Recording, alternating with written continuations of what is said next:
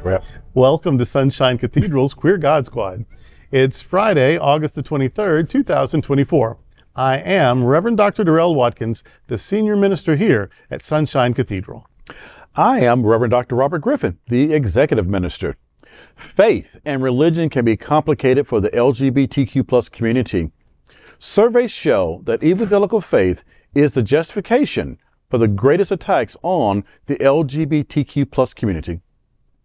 I am Reverend Kevin Tisdall, the Minister of Education.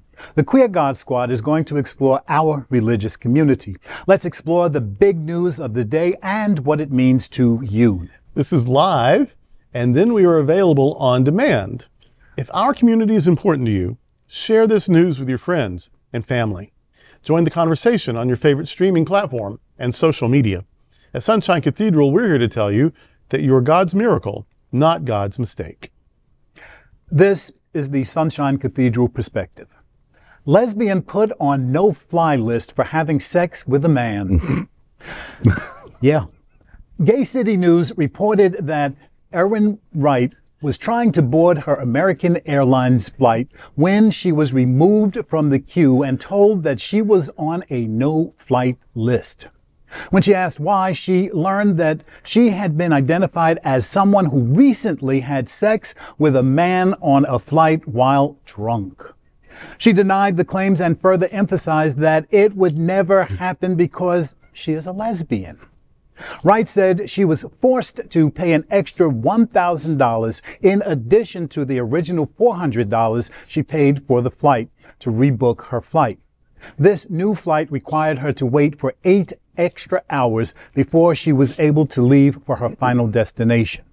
After trying to get a $1,400 refund, American Airlines finally refunded the original $400, but would not refund the $1,000 charged for her rebooking the flight due to being removed from her originally scheduled flight.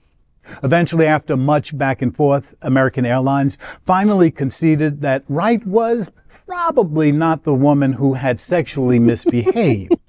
Wright was able to raise $1,000 to cover the rest of her expenses by sharing her story on social media and crowdsourcing. Wow.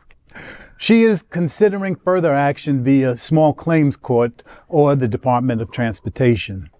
Secretary Pete, we got something for you. Mayday, mayday, mayday. Oh my gosh.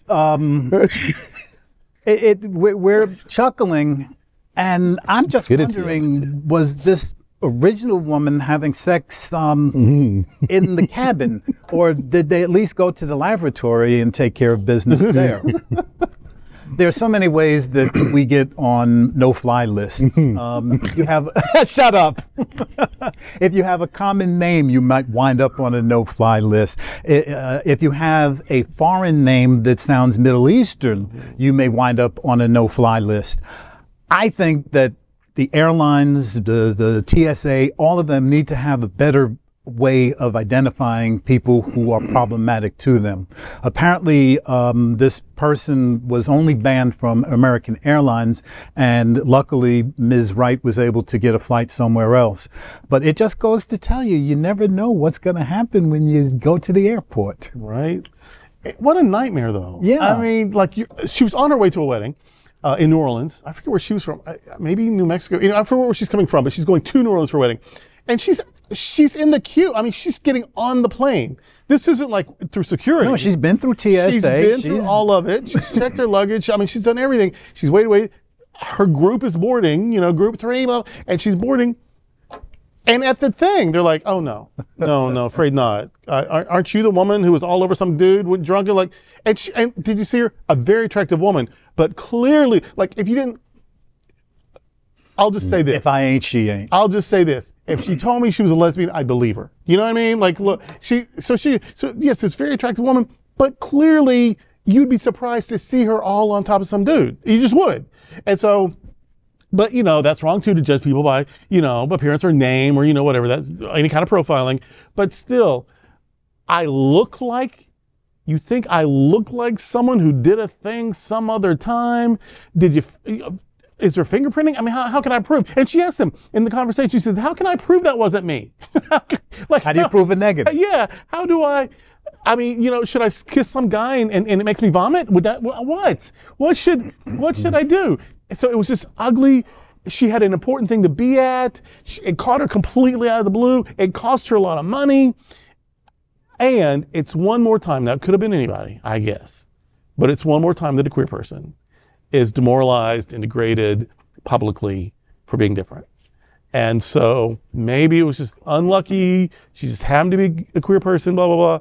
And yet, if you've ever been embarrassed publicly because you're a queer person, and to make it that much more insulting, like, not only is she obviously a queer person, she's telling you she's a queer person, and still you are accusing her of something, the thought of which probably